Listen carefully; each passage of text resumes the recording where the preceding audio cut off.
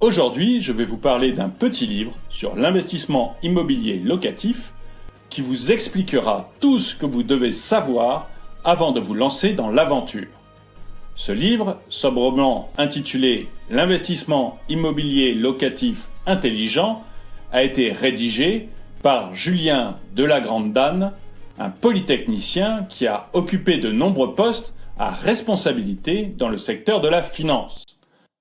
Vous trouverez un lien pour acheter ce livre dans la description.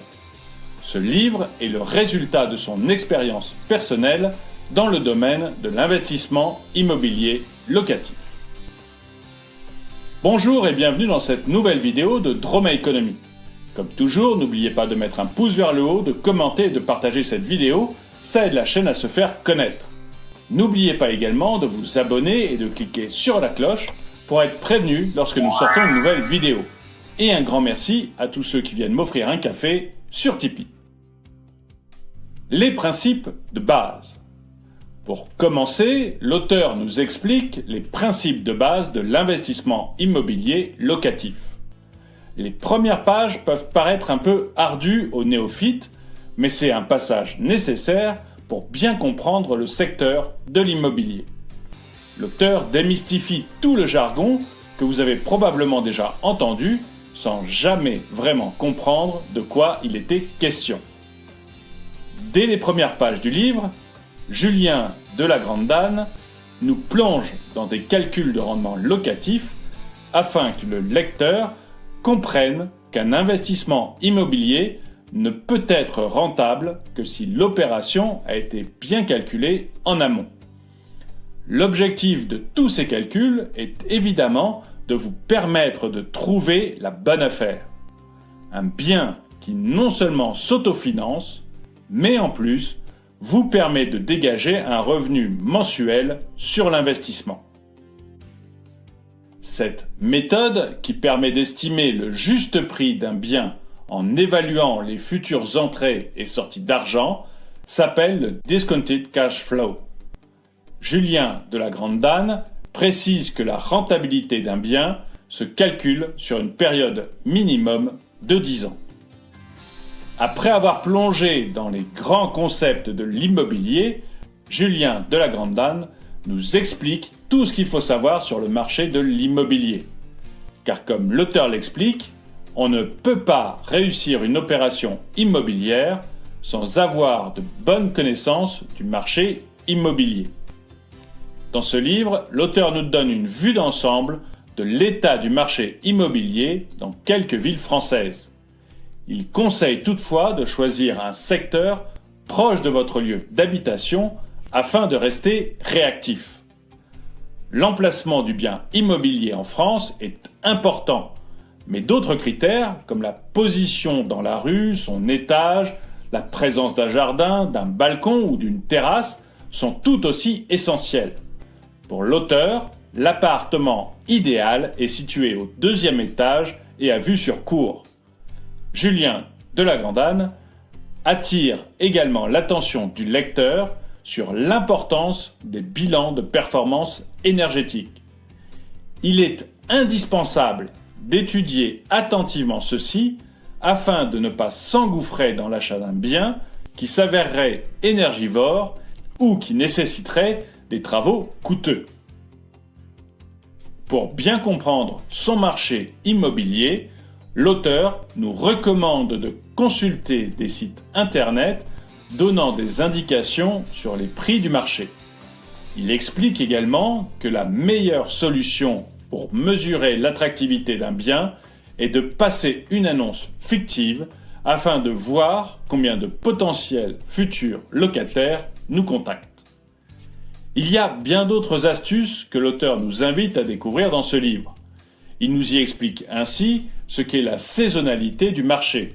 En hiver, les offres se font rares, mais sont en général plus intéressantes.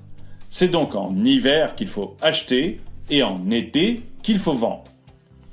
Une fois que vos connaissances en immobilier seront suffisantes, vous pourrez alors mettre en œuvre la stratégie indiquée dans ce livre pour acquérir un bien immobilier et le mettre en location. Bref, pour faire un investissement immobilier locatif intelligent. Tout d'abord, le financement. Vous devez commencer par choisir votre marché immobilier en suivant les conseils précédemment donnés. Il vous faudra ensuite prévoir le financement de votre bien. Pour ce faire, l'auteur a pris l'habitude de présenter aux banques un dossier complet afin de leur démontrer la viabilité de son projet. Il vous recommande de toujours soigner votre relation avec votre banquier. C'est votre premier interlocuteur. Mais si votre banquier refuse de vous accorder un prêt ou vous propose un taux pas très intéressant, n'hésitez pas à vous adresser à un courtier. L'auteur de l'investissement immobilier locatif intelligent vous explique tous les détails que vous devez connaître avant de souscrire un crédit immobilier. Taux fixe, taux variable, rachat de crédit, vous saurez absolument tout. Une fois le financement du bien garanti, vous devez vous mettre à la recherche de la bonne affaire. Pour ce faire, il faut raisonner en prix au mètre carré. Vous devez prendre en compte la saisonnalité de l'immobilier et savoir repérer les vendeurs pressés qui accepteront de faire baisser le prix du bien. Enfin, il faut aussi penser à dénicher les biens dont l'annonce n'a pas encore été diffusée. Pour les trouver, il faut faire appel à son réseau. Vous pourrez demander à un agent immobilier de communiquer sur les biens qu'il n'a pas encore diffusés ou demander aux concierges et aux commerçants d'un quartier de vous tenir au courant lorsqu'ils apprennent qu'un propriétaire a l'intention de vendre son bien. La bonne affaire, c'est aussi un bien qui a du potentiel. Il faudra alors penser aux sources d'optimisation telles que l'agencement de l'appartement ou d'éventuels travaux qui pourraient augmenter la valeur du bien. Ajouter une mezzanine dans un appartement peut tout changer. Vous avez trouvé la perle rare ? Vous pouvez maintenant passer aux choses sérieuses et aller visiter l'appartement. Julien de la Grand'Anne nous recommande de partir d'abord en repérage dans le quartier avant de visiter l'appartement. Cela permet de connaître les avantages et les inconvénients de l'emplacement du bien. Et avec ces informations, vous serez en position de force pour négocier avec le vendeur. L'auteur nous conseille également d'établir une checklist qui permettra de ne rien oublier lors de la visite. Il est également recommandé de rencontrer les voisins afin de se renseigner sur d'éventuels problèmes dans l'immeuble ou le voisinage. Avant de vous décider pour un bien immobilier, il faut que vous vous imaginiez l'acquérir en tant que résidence principale. Si vous pensez que le bien remplit tous les critères pour que vous y habitiez, alors vous pouvez envisager de l'acheter. Le moment de la négociation est arrivé. L'auteur vous conseille de toujours faire parler le vendeur afin d'être en position de force pour obtenir ce que vous voulez. Donnez toujours les raisons de votre proposition de prix. Si vos arguments sont solides, le vendeur aura plus de mal à les refuser.